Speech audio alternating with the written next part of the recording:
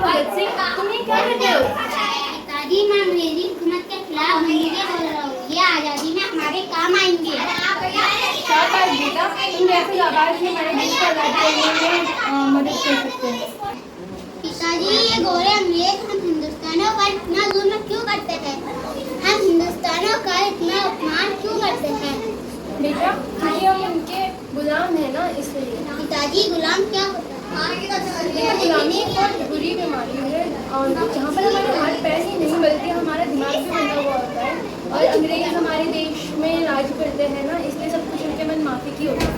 पिताजी, जब ये पूरा देश हमारा है तो यहाँ अंग्रेजों का राज क्यों है? बेटा, ये तो एक बहुत लंबी कहानी है, तुम अभी बहुत छोटे हो तो तुम नहीं समझ पाओगे। जी पिताजी, मुझे बताइए, मैं सब समझ जाऊँगा। बेटा, करीब 200 साल पहले अंग्रेज यहाँ मेहमान बनकर आए थे, लेकिन उनका एक मकसद यहाँ व्यापार करना भी था। फिर उन्होंने क्या किया? उन्होंने यहाँ के राजा रजवाड़ों से व्यापार करने की इजाज़त ले ली और उन्होंने यहाँ पर अपनी ईस्ट इंडिया कंपनी को स्थापित कर लिया। जब उन्हें ईस्ट इंडिया कंपनी से दुगना तिगुना मुनाफा हुआ तो उन्होंने एक चाल चली। उन्होंने यहाँ के राजा रजवाड़ों को आपस में लड़वाना शुरू कर दिया, उनके बीच में फूट डालनी शुरू करी और उन्हें लालच देना शुरू किया। और हमारे राजा रजवाड़े अंग्रेजों के दिए गए लालच में आ गए और लालच में आकर बिखर गए। इसका भरपूर फायदा अंग्रेजों ने उठाया और वो धीरे धीरे हिंदुस्तान की सत्ता पर काबिज हो गए। इसको बोलते हैं अंग्रेजों की फूट डालो राज करो नीति। उन्होंने इसे कहते हैं अंग्रेजों की फूट डालो राज करो नीति। इसलिए कहा जाता है कि हमें कभी लालच नहीं करना चाहिए। हूँ मैं जादूगर, सबसे आला सबकी दुनिया बदल दूँ। हूँ मैं बाजूगर, जो मन हंसूंगा।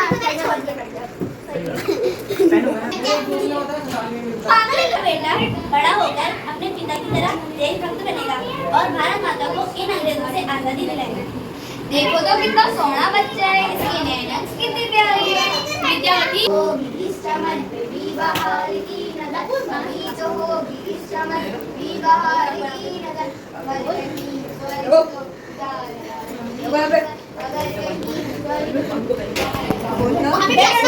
एक काम सही से नहीं उठा, उठो।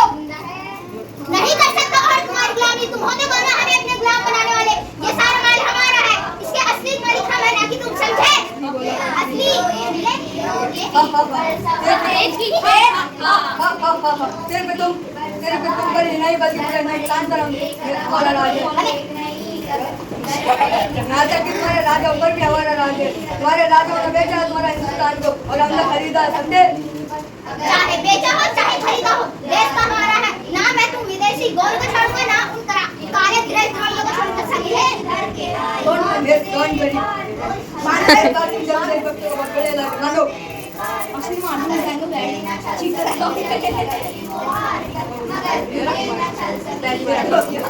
मारो तमाम दलीलों को सुनने के बाद तमाम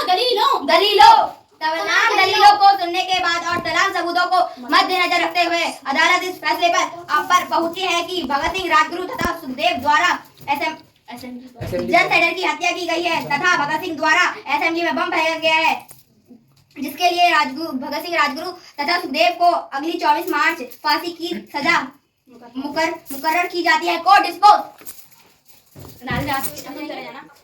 long live revolution, long live revolution, इनकलाब जिंदाबाद, इनकलाब जिंदाबाद, लॉन्ग लिव रिवॉल्यूशन, इनकलाब जिंदाबाद, long live revolution. My Lord, मानवता को प्यार करने में हम किसी से भी पीछे नहीं है और ना ही हमारे किसी से कोई व्यक्तिगत द्वेष है। जैसा कि वकील साहब ने कहा कि यह कृत्य किसी व्यक्ति विशेष के खिलाफ नहीं बल्कि पूरी शासन व्यवस्था के खिलाफ है और यह सच है कि हमारा मकसद किसी को नुकसान पहुंचाने का नहीं बल्कि शासन व्यवस्था के खिलाफ है। जिंदाबाद, इनकलाब जिंदाबाद, मुर्दाबाद। आखिरकार क्रांति से आपका आशय क्या है? माय लॉर्ड, समाज का प्रमुख अंग होते हुए भी आज दत्त द्वारा असेंबली हॉल में बम फेंका था। यहाँ हमला वहाँ पर उपस्थित पब्लिक को नुकसान पहुँचाने की कोशिश की नियत से किया गया। इसलिए इस कृत्य पर भगत सिंह राजगुरु सुखदेव पर जल्दी बोलिए। हम लड़ेंगे, हम जरूर लड़ेंगे। हिंसा से नहीं बल्कि अहिंसा के रास्ते पर चलकर लड़ेंगे और हमारा हथियार होगा फूल रस्सियों का आंदोलन। कोई भी हिंदुस्तानी ब्रिटिश हुकूमत का साथ नहीं देगी और उनके द्वारा परोसी हुई संस्कृति को अपनाना नहीं अपनाएगी। कोई सारे विदेशी कपड़े जला दो, ऐसे हालात पैदा कर दो कि अंग्रेजों का कान थप पड़ जाए। और मैं पूरे विश्वास से कह सकता हूँ, अगर हम अहिंसा का ये रास्ता अपनाए तो बहुत जल्दी आजाद भारत में सांस लेंगे। गांधी जी की जय हो, गांधी जी की जय हो। अंग्रेजों छोड़ो, अंग्रेजों भारत छोड़ो, अंग्रेजों भारत छोड़ो, अंग्रेजों भारत छोड़ो, अंग्रेजों भारत छोड़ो। तो असेंबली हॉल में बम फेंक कर वहाँ से भाग सकते थे, लेकिन हमने अपनी गिरफ्तारी खुद दी है, क्योंकि हम अपनी गिरफ्तारी का उपयोग आजादी के लिए करना चाहते हैं। अपने संगठन हिंदुस्तान रिपब्लिकन सोशलिस्ट एसोसिएशन के उद्देश्य को आगे बढ़ाना चाहते हैं। हिंदुस्तान की आवाम को आजादी के लिए तैयार होने का संदेश देना चाहते हैं। हमारा एकमात्र उद्देश्य ये अपनी गिरफ्तारी, अपनी बात को जनता तक पहुंचाना है। इंकलाब जिंदाबाद, साम्राज्यवाद मुर्दाबाद, इंकलाब जिंदाबाद, साम्राज्यवाद। मुर्दाबाद। माय लॉर्ड, जनता के प्रतिनिधियों ने कितनी बार राष्ट्रीय मांगों को ब्रिटिश सरकार के सामने रखा, लेकिन हर बार ब्रिटिश सरकार ने उन्हें रद्दी की टोकरी में डाल दिया। हम इन मंजूर आंदोलनों तथा स्वतंत्रता आंदोलनों पर विचार कर ही रहे थे कि ब्रिटिश सरकार दो नए बिल, पब्लिक सेफ्टी बिल तथा डिस्ट्रीब्यूट बिल कानून में लेकर आ गई और हम इन दोनों कानूनों को बराबर अमान्य समझते हैं। यह केवल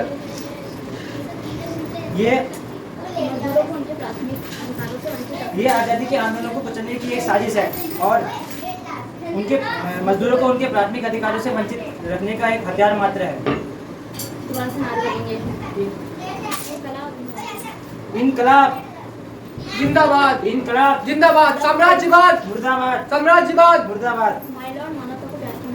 कहा गया जलियांवाला बाग हत्याकांड मात्र एक घटना ही नहीं, एक त्रासदी थी।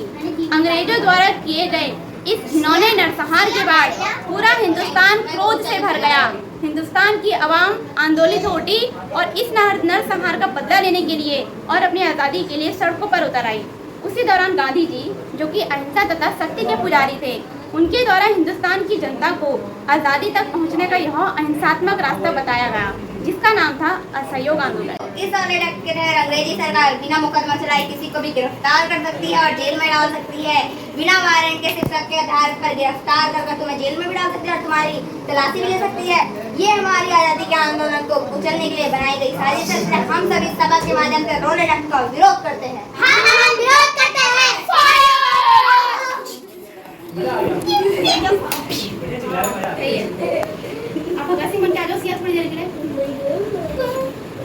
ये है जलियांवाला बाग। बैसाखी का मेला लगा हुआ है और कुछ लोग शांतिपूर्ण तरीके से रॉलेट एक्ट के विरुद्ध सभा कर रहे हैं। कहा जाता है कि जलियांवाला बाग हत्याकांड मात्र एक घटना नहीं थी, बल्कि एक त्रासदी थी। ये क्या कर रहे हो? पिताजी, मैं अंग्रेजी हुकूमत के खिलाफ बंदूकें बोल रहा हूँ। ये आज़ादी में हमारे काम आएंगे। शाबाश बेटा, तुम जैसे जाबाज ही हमारे हिंदुस्तान को आज़ादी दिलवा सकते हैं। आजाद जी, मैं भगत सिंह पंजाब से। मैं आपके संगठन हिंदुस्तान रिपब्लिक सोशलिस्ट एसोसिएशन से जुड़ना चाहता हूं और देश की आज़ादी में शामिल होना चाहता हूं। ऐसा कहने वाले तो बहुत लोग आते हैं। रोहित भैया आप ही बोल रहे हैं। हाँ, वो हमेशा है। ऐसा कहने वाले तो बहुत लोग आते हैं। और जब अंग्रेजी हुकूमत के कोड़े पड़ते हैं, या तो डर के मारे भाग कर गायब हो जाते हैं, या तो हमारी ही मुखबरी कर देते हैं। हमें उन सच्चे देशभक्तों की जरूरत है जो सिर्फ अपना वक्त, अपनी काबिलियत, अपना दिलो दिमाग ही नहीं बल्कि जरूरत पड़ने पर अपने प्राण भी न्यौछावर कर सकें। क्या इतना जज्बा है तुम्हारे अंदर? क्या इतना जुनून रखते हो तुम? देश की आज़ादी के लिए मैं अपनी ओर से कोई सफाई नहीं देना चाहूंगा, बल्कि वक्त आने पर करके दिखाना चाहूंगा। खोखली लफाजियां करना मैं भी नहीं चाहता हूँ। याद रखना, हमारा रास्ता खतरों से खाली नहीं है। जैसा कि हम हमेशा ही कहते हैं, फांसी के तख्ते की पुकार, इनकलाब जिंदाबाद। इस वक्त देश में ऐसी पार्टियां भी है जिन्हें लगता है बातचीत कर और अहिंसा के दम पर हम आज़ादी हासिल कर सके। और इस बात को मैं भी अच्छे से समझता हूँ कि आज़ादी के लिए कुर्बानी की जरूरत है, ना कि भाषणों की। मैं तुम्हारे जज्बे को सलाम करता हूँ। खैर, वक्त तुम्हारे जुनून और जज्बे का साक्षी बने। Revolution, down with British imperialism. Long live revolution, down with imperialism. इंकलाब जिंदाबाद, साम्राज्यवाद मुर्दाबाद। इंकलाब जिंदाबाद, साम्राज्यवाद मुर्दाबाद। Long live revolution, down with imperialism. इंकलाब जिंदाबाद, साम्राज्यवाद मुर्दाबाद। इंकलाब जिंदाबाद, साम्राज्यवाद मुर्दाबाद। इंकलाब जिंदाबाद, साम्राज्यवाद मुर्दाबाद। Long live revolution, down with imperialism. रोको।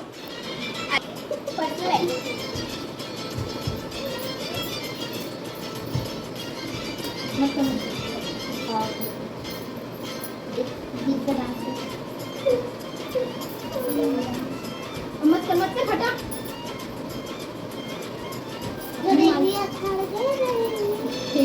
कोई यार दीदी मनी बिल्ली को मार रहा है। अब तुम हाथ पकड़ के कैसे करो बिना हाथ पकड़ के है